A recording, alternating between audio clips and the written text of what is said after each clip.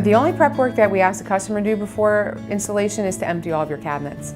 That's a lot of work, but I always tell people it's the opportunity to purge, get rid of things you haven't used, but that's the only thing we ask a customer to do.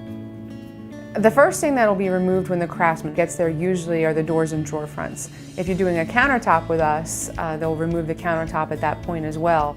It makes much more sense to try and do the cabinets and the countertops at the same time whenever possible, because especially with refacing, gives us the opportunity to make adjustments to the cabinets if need be in order to make the countertop more level. Sure, you can leave your existing countertops. In fact, refacing is a really good option for people who have already invested in luxury countertop of some sort. You know, if people have existing stone or solid surface or even laminate, we can keep them where they are and just protect them during the time of the installation. It's a benefit that you don't have to remove a countertop in order to do refacing. We will remove some appliances if we're contracted to do so, but we don't dispose of appliances and we don't install new appliances. We would not move any windows. That's not really our area of expertise. There are times where we will remove soffits.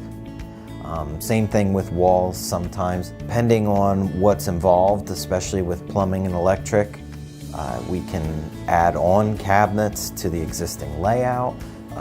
We do new cabinetry as well, so that allows us to replace certain cabinets if they need to be replaced. As far as moldings, we have full lines of different moldings, crown moldings, and different things that are available to us in laminate.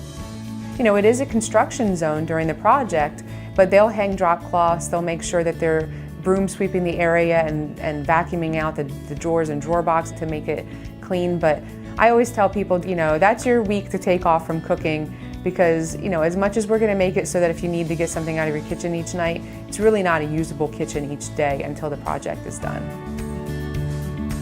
Usually the materials are stored in an area where we've asked the customer if it's okay. We want it to be as close to the kitchen as possible, but we like to set up a work area where we can do cutting, so we always check to see where a good place is to keep the materials for the time being. We take great measures to protect your existing floors. We'll send sheets of cardboard out that the craftsman can lay down because we don't want to do any damage to your existing products. The nice thing about refacing is that there's very little mess that's made during the process because we're not refinishing, we're refacing.